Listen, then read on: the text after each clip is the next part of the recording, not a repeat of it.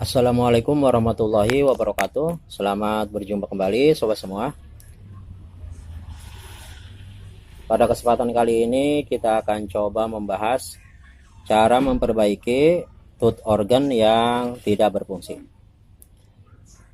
Di sini kebetulan saya dapat servisan yaitu keyboard merek Tecno T900 T9800. Dan untuk kerusakannya sebenarnya ini cukup banyak. Maklum sepertinya organnya sudah lama, jadi sudah cukup tua dan mungkin sudah beberapa kali masuk servis atau sudah beberapa kali mungkin sudah diservis. Jadi wajar saja untuk kerusakannya cukup banyak. Namun yang akan saya bahas di sini, jadi salah satunya yaitu ada pada bagian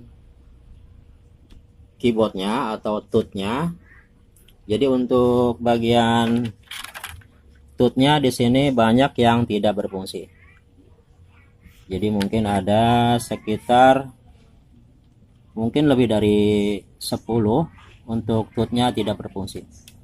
Dan setelah saya perbaiki untuk jemperannya, untuk kabel-kabel, di sini saya mengalami kendala. Jadi setelah saya sambungkan untuk kabelnya, saya tata ulang kembali. Setelah tadinya memang mungkin sudah diservis dan penempatannya mungkin ada yang salah atau tidak, saya juga tidak tahu. Ini tadinya kalau dibilang acak-acakan. Jadi memang untuk masalahnya cukup banyak. Jadi selain dari bagian powernya yang tadinya terbalik untuk AC/DC-nya, dan sekarang yang terakhir yaitu bagian toothnya banyak yang tidak berfungsi. Dan setelah saya cari untuk penyelesaiannya atau cara untuk memperbaikinya, saya iseng cari-cari di Google, mungkin ada spare partnya yang satu papan seperti ini. Jadi tadinya saya mau ganti satu papan seperti ini kalau memang ada. Jadi cukup panjang, ternyata tidak ada. Dan ini kalau kita pasangkan saja seperti ini toothnya banyak yang tidak berfungsi. Dan setelah itu saya coba-coba pikirkan caranya. Jadi maklum saja saya tadinya tidak mencari cara solusinya. Namun setelah saya pikir-pikir, ini bahannya bahan karbon. Dan langsung saja waktu itu saya ketik di Google search, saya ketik karbon untuk keyboard, dan hasilnya alhamdulillah saya dapatkan cara yang paling baik, yaitu dengan kita menggunakan karbon cair dan kita bisa lukis kembali untuk jalur-jalurnya yang patah atau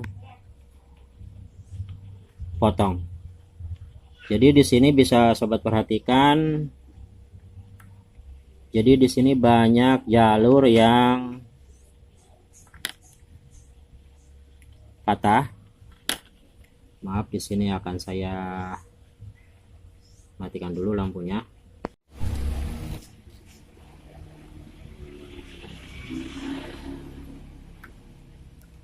Jadi memang sedikit sensitif untuk bagian papannya. Mungkin bisa sobat lihat.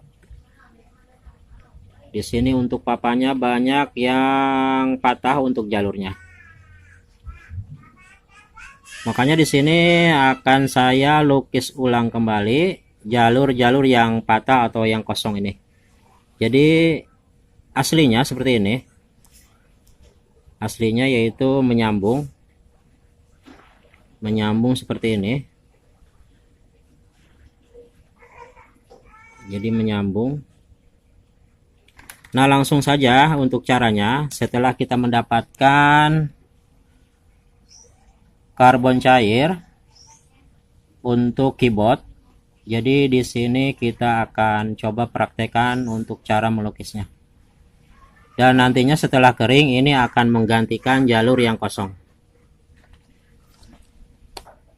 Langsung saja kita akan coba melukisnya atau membuat jalur yang baru untuk jalur keyboardnya bagian tut.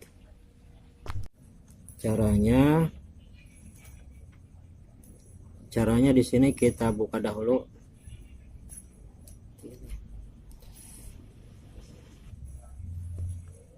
Dan kita buat lidi seperti ini yang kecil. Dan kita ambil sedikit.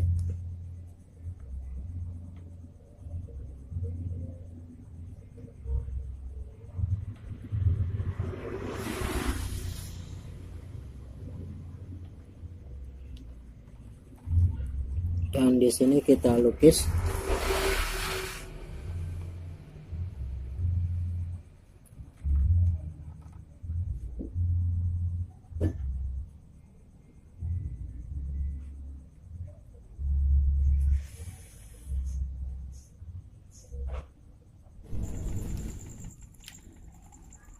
Jadi untuk caranya di sini kita sediakan. Di sini saya memakai lidi yang saya runcingkan untuk ujungnya atau dilancipkan. Dan di sini kita lukis dengan menggunakan karbon cair. Dan untuk supaya lebih mudah menempel, di sini boleh kita kerok sedikit untuk bawah bagian PCB-nya yang akan kita tempelkan jalur yang baru atau karbon yang baru. Dan untuk caranya di sini mesti kita pelan-pelan agar jalur yang kita buat tidak menempel dengan jalur yang lain. Kita contoh saja dengan jalur-jalur atau bagian tut yang masih lurus, yang masih bagus, kita ikutkan dan kita contoh seperti itu. Jadi caranya kurang lebih seperti itu. Dan mungkin untuk prosesnya cukup lama. Yang penting di sini kita hati-hati, jangan sampai jalur yang kita buat yang baru itu menempel dengan jalur yang lain. Jadi intinya seperti itu. Dan kalau ada, kita boleh memakai jarum untuk melukisnya. Jadi boleh memakai jarum atau semacam kawat yang kecil untuk membuat jalurnya. Dan di sini saya memakai lidi yang saya sudah runcingkan. Dan setelah kita tempelkan, setelah kita lukis, di sini kita diamkan kurang lebih 1 hari 1 malam agar benar-benar untuk jalurnya sangat kering. Jadi kita tunggu setelah kita lukis jalur yang baru, kita tunggu kurang lebih 1 hari 1 malam, tunggu sampai dia benar-benar kering, baru boleh kita pasangkan atau boleh kita coba. Dan sekarang sudah kurang lebih 20 jam. Sekarang kita akan luruskan jalurnya dan kita akan bersihkan untuk jalur-jalur buatan yang kita tambahkan yang kurang rapi. Kita akan bersihkan agar tidak menempel satu dengan yang lain. Di sini saya pakai cutter. Mungkin tidak begitu jelas, jadi memang agak sulit untuk pengambilan gambarnya karena di samping memang sangat kecil, di sini terhalang oleh kaca pembesar dan posisi kamera juga terbatas. Yang penting di sini tujuannya yaitu untuk memisahkan jalur yang agak menempel. Jadi di sini akan saya pisahkan.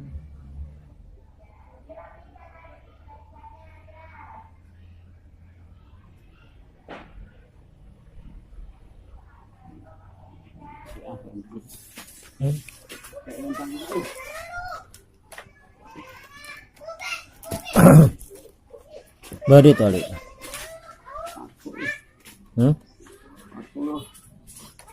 Oh, 40.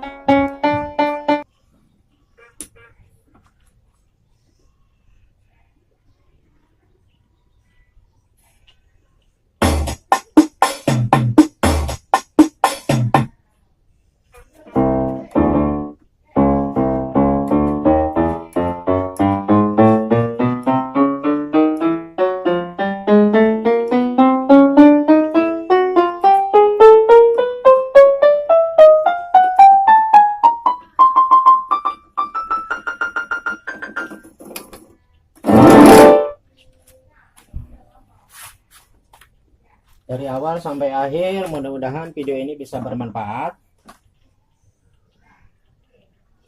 Semoga kita dapat berjumpa kembali di video-video yang akan datang. Sebelum saya akhiri, saya ucapkan terima kasih untuk sobat semua yang telah mendukung channel ini.